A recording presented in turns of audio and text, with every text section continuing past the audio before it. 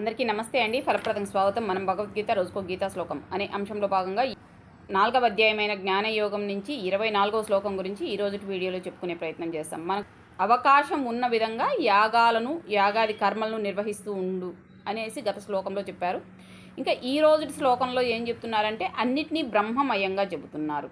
అంటే ఏది చేసినా బ్రహ్మతత్వంతో చూడు అని అర్థం వచ్చే విధంగా చెబుతున్నారు. సో శ్లోకం భావం చెప్పుకొని తర్వాత దానికి సంబంధించిన వివరణ ఇచ్చుకునే ప్రయత్నం చేస్తాం. బ్రహ్మార్పణం బ్రహ్మ హవిః బ్రహ్మాగ్నౌ బ్రహ్మణాహుతం బ్రహ్మైవ తేన గంతవ్యం బ్రహ్మకర్మ సమాధినా. శ్లోకం మళ్ళీ ఒకసారి చెప్పుకుందాం. బ్రహ్మార్పణం బ్రహ్మ హవిః బ్రహ్మాగ్నౌ బ్రహ్మణాహుతం బ్రహ్మైవ తేన గంతవ్యం బ్రహ్మకర్మ సమాధినా. ఇది 24వ శ్లోకం. ఈ శ్లోకం యొక్క భావం: సృపాదులు బ్రహ్మ, హోమ ద్రవ్యాలు బ్రహ్మ, అగ్ని బ్రహ్మ, ఆహుతులిచ్చేవాడు బ్రహ్మయే అనే భావం కలవాడు బ్రహ్మన్నే పొందుతాడు. మనం భగవంతుణ్ణి ఎలా పొందవచ్చు అనే దానికి సంబంధించిన వివరణ ఈ శ్లోకం మరియు భావంలో మనకు చెబుతున్నారు. సృపాదులు బ్రహ్మ.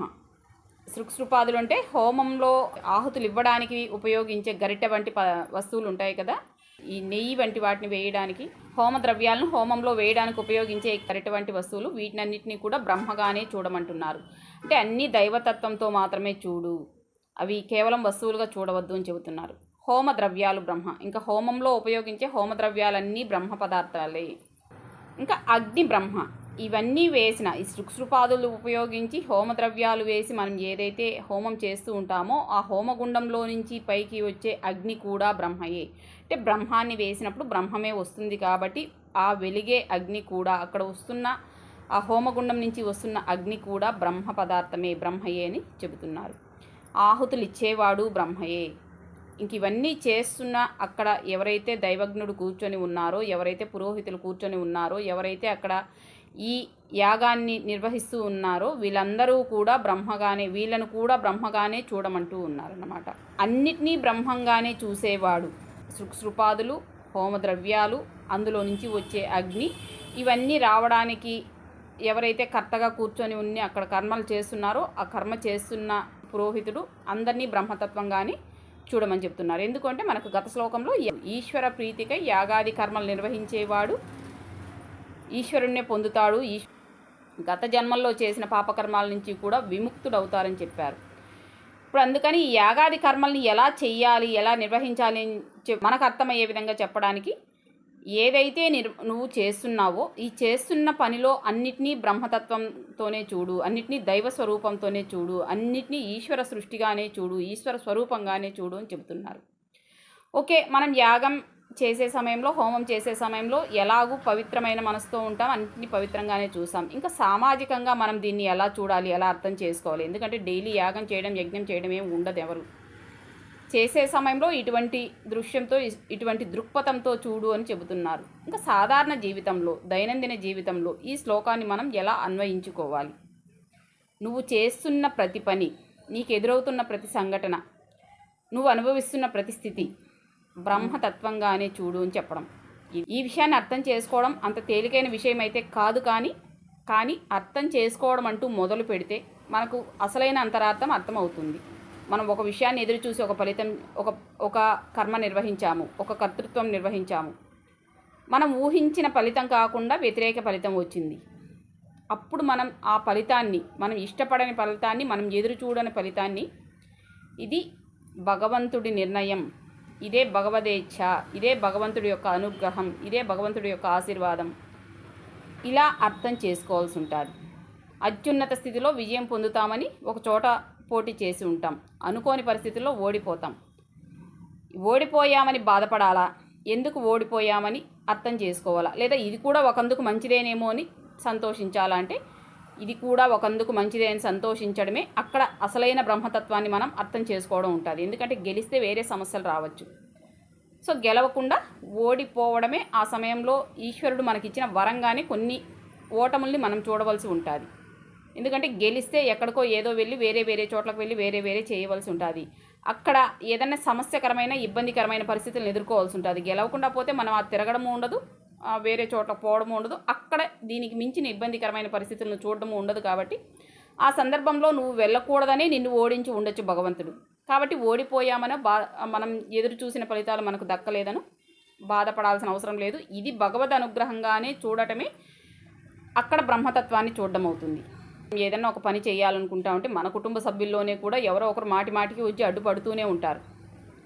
ఈ అడ్డుపడే తత్వాన్ని కూడా భగవంతుడి సందేశంగానే మనం చూస్తూ వస్తే మనం చేసే పనిలో వేరే విధంగా ఏదైనా ఇబ్బందులు వచ్చే అవకాశం ఉంటుంది. అందుకనే మనల్ని ముందుగానే వీళ్ళు అడ్డుకుంటూ ఉన్నారు అని అర్థం చేసుకుంటూ వెళ్ళిపోవడమే. లేదా ఈ ప్రయత్నం ఇలా కాదు ఇంకొక విధంగా చెయ్యి అని ఆలోచించుకోవడానికి కూడా మనకి ఇక్కడ అవకాశం లభిస్తుంది. సో మనకెవరో అడ్డుపడుతున్నారని వాళ్ళని నిందించడం కాదు, భగవంతుడు ఈ కర్మని ఈ విధంగా కాదు ఇంకో విధంగా చూడు అని చెబుతున్నారు. ఇప్పుడు మనం ఏదో బాగా చదువుకొని పెద్ద ఉద్యోగం చేయాలని ఆశలు కోరికలతో ఉంటాం. కుటుంబ సభ్యుల్లో ఎవరికి తీవ్రమైన అనారోగ్యమో అనుకోని ప్రమాదమో జరిగి వాళ్ళకు మనం సేవ చేస్తూ ఉండిపోవాల్సి వస్తుంది. అంటే మనం కోరుకున్న ఆ ఉన్నత ఉద్యోగానికి వెళ్ళలేని, మనం కోరుకున్న ఉన్నత అందమైన ప్రపంచాన్ని చూడలేని ఒక పరిస్థితి వచ్చి ఇంట్లోనే కూర్చొని ఈ అనారోగ్యంతో ఉన్న వ్యక్తికి, ప్రమాదం కారణంగా ఇబ్బంది పడుతున్న వ్యక్తికి మనం ఉండి సేవ చేయవలసి వస్తుంది. అప్పటికి నీ కర్తృత్వం అక్కడ ఉన్న వ్యక్తికి సేవ చేయడమే అనే అర్థాన్ని మనం మానసికంగా అర్థం చేసుకోవాల్సి ఉంటుంది. విధి లేక చేయడం కాదు, ఇష్టపూర్వకంగా చేయడం. అంటే మనకు నువ్వు బయట ఉండి ఈ సమయంలో ఆ పని చేయడం కంటే కూడా ఇంట్లోనే ఉండి నీ కుటుంబ సభ్యులకు సేవ చేయడమే నీ బాధ్యత, నీ కర్తవ్యమని భగవంతుడు మనకు అక్కడ చెబుతూ ఉన్నారు. ఈ విషయాన్ని మనం అర్థం చేసుకొని దాన్ని యాక్సెప్ట్ చేస్తే, ఎందుకంటే అర్థం చేసుకోవడం కంటే కూడా ఇటువంటి విషయాల్లో చూడు నా జీవితం ఇక్కడ ఆగిపోయింది అని చెప్పుకునే వాళ్ళు ఎక్కువగా ఉంటారు. నేను నీ కారణంగా ఆగిపోతున్నాను, నీ కారణంగా ఇబ్బంది పడుతున్నాను అని ఇతరులని, అంటే ఎదుటి వ్యక్తిని నిందించే వాళ్ళే ఎక్కువగా ఉంటారు. అది స్త్రీ పురుషులు ఎవరైనా కావచ్చు, నేను ఒక వ్యక్తినే అనట్లేదు. ఇక్కడ మనం రెండు విషయాలను అర్థం చేసుకోవాల్సి ఉంటుంది.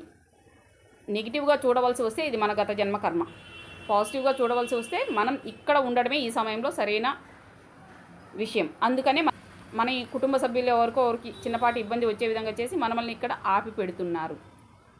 ఈ సమయంలో మనం బయట వెళ్తే వేరే ఇబ్బందులు, సమస్యలు, అవమానాలు ఏదైనా రావచ్చు. మనం అక్కడ వెళ్ళకూడదంటే ఇంట్లో ఆగాలి. కాబట్టి మన కోసం మన కుటుంబ సభ్యుల్లో ఒకరిని మన పాపకర్మను ఆ రూపంలో ఇచ్చి ఇంట్లోనే ఆగే విధంగా చేస్తున్నారని మనం కానీ మానసికంగా సంపూర్ణంగా అర్థం చేసుకొని ఆగాము అంటే ఇది నిజంగానే బ్రహ్మతత్వాన్ని అర్థం చేసుకోవడం అవుతుంది. అంటే వచ్చే ప్రతి విషయాన్ని, జరిగే ప్రతి సంఘటనని పాజిటివ్గా చూడడాన్ని బ్రహ్మతత్వం అని అంటారు. ఇది సాధారణ దైనందిన జీవితంలో మనం ఈ శ్లోకాన్ని అన్వయించుకోవలసిన విధానం, అర్థం చేసుకోవలసిన విధానం. ఇంకా హోమం, పూజలు ఇవి చేసే సమయంలో ప్రతిదాన్ని దైవస్వరూపంగానే చూస్తాము, బ్రహ్మస్వరూపంగానే చూడాలి. మనం అర్థం చేసుకోవాల్సిన విషయం కూడా అదే చెబుతున్నారు. అంటే అక్కడ ఉన్న ప్రతి విషయాన్ని బ్రహ్మతత్వంతోనే చూడు, ఈశ్వరతత్వంతో చూడు, ఈశ్వర స్వరూపంగా చూడు అని చెప్పడం ఈ శ్లోకం యొక్క ముఖ్య ఉద్దేశం. దైవ పూజలు, యాగాలు, హోమాలు ఇటువంటి సందర్భాల్లో ఎలా చూడవచ్చు, దైనందిన జీవితంలో మన జీవితానికి ఈ శ్లోకాన్ని ఎలా అన్వయం చేసుకోవచ్చు, ఇటువంటి విషయాలకు సంబంధించిన వివరణ. ఇలా అన్నిట్లోనూ ఈశ్వరతత్వాన్ని, బ్రహ్మతత్వాన్ని మాత్రమే చూసేవాడు బ్రహ్మన్నే పొందుతాడు, అంటే భగవంతుణ్ణి పొందుతాడు. ఇందులో సందేహాలు అవసరం లేదు. మీరు మనస్ఫూర్తిగా ప్రతి విషయంలో ఈశ్వరతత్వాన్ని చూసే ప్రయత్నం చేయండి. ఇలా చేస్తే ఖచ్చితంగా భగవంతుణ్ణి పొందే అవకాశం ఎప్పుడూ మీకు పుష్కలంగా ఉంటుందని శ్రీకృష్ణ పరమాత్మ నాకు చెప్పే ప్రయత్నం చేస్తున్నారు. ఓకే అండి, మనం ఇంకొక అర్థవంతమైన శ్లోకం మరియు భావంతో ఇంకో వీడియోలో మళ్ళీ కలుసుకుందాం. అంతవరకు సెలవు. ధన్యవాదాలు.